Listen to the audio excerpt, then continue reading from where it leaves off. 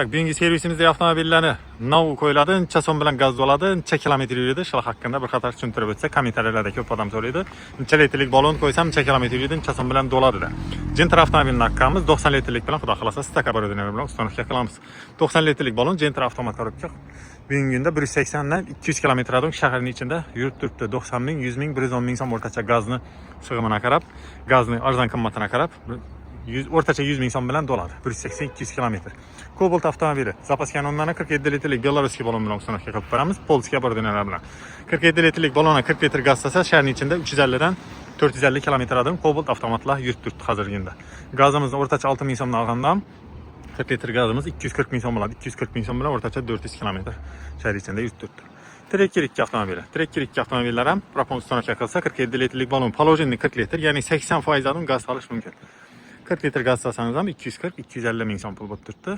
Shahar ichida 350 dan 500 kilometrdan yurib turibdi Trekker 2 avtomobillar. Bu avtomobilimiz tayyor bo'ldi. 47 litrlik beloruskiy ballon bilan telalarni shumka qilib, moshinatik ustanovkalarni qilib berdik.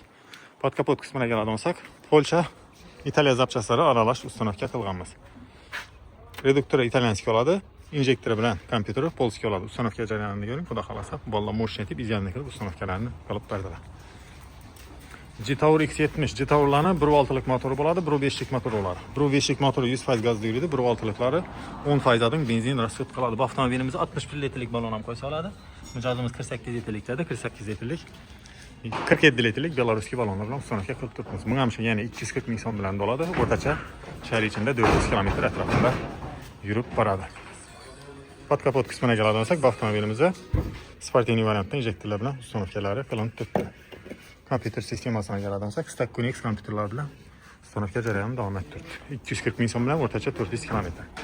Cobalt avtomobilimiz Bampropan. Bunga silindrli ballon, ya'ni metanlikning uzunchak 65 litrlik ballon ustanovka qilinib turibdi. 60 litr gaz bilan shaharning ichida 550 dan 700 kilometrdan o'rtacha yurib boradi. 60 litr gazda ham 6 ming so'mdan bo'lganda 360 ming so'm, 350 ming so'm atrofida bo'ladi. Xullas, kelaverasizlar, servisimizda ishlarimiz davom etib turibdi. Narx-navolar bo'yicha pastda telefon nomerlarini qoldiramiz.